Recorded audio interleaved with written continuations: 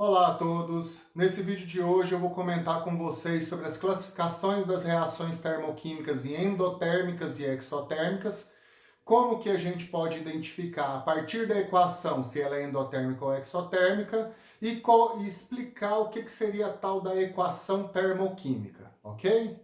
Então, bora para a química.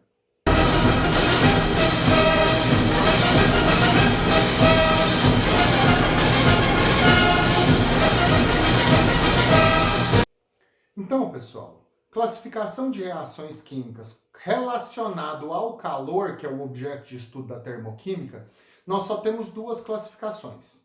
Ou a reação é endotérmica ou ela é exotérmica. A reação endotérmica é aquela reação que absorve calor para acontecer, e a reação exotérmica é aquela reação que libera calor quando ocorre. Então, se você tiver uma equação química, como que você vai identificar?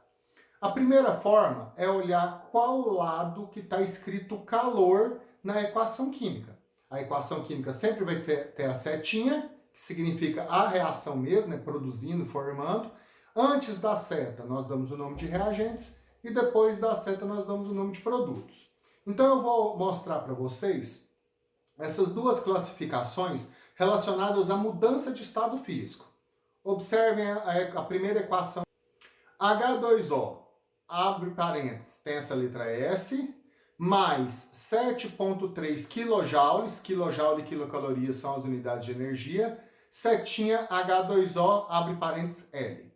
Essas letras que estão entre parênteses representam estados físicos. Então, S, sólido, L, líquido, G, gasoso, AQ, que aparece de vez em quando, não é tão de vez em quando assim, aquoso, então representam estados físicos. Então, o que significa nessa equação? A água sólida mais 7,3 kJ vai produzir água no estado líquido.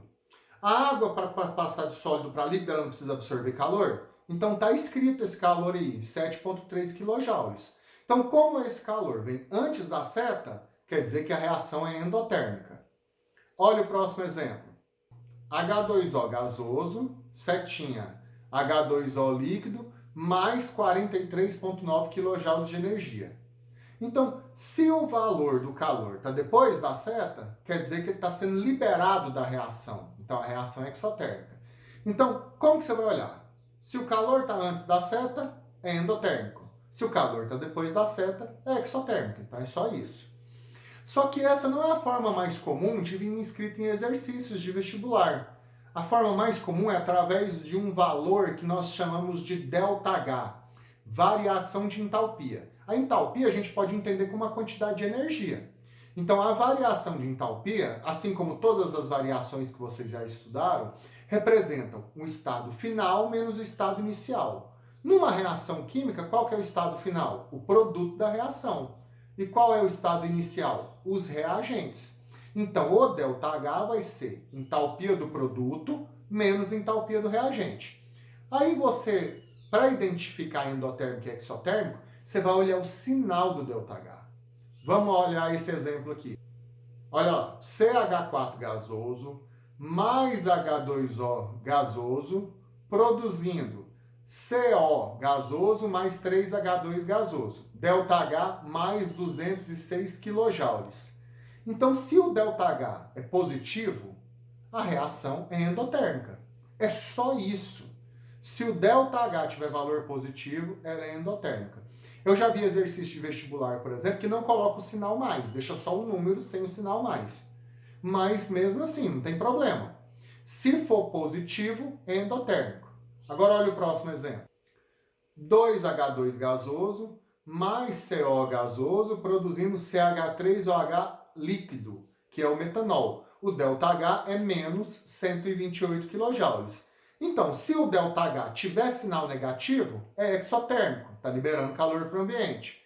Se o ΔH for positivo, que é igual ao caso da outra, ΔH positivo, vai ser reação endotérmica. Então é só isso. Olha o ΔH. ΔH positivo, endotérmica. ΔH negativo, exotérmica.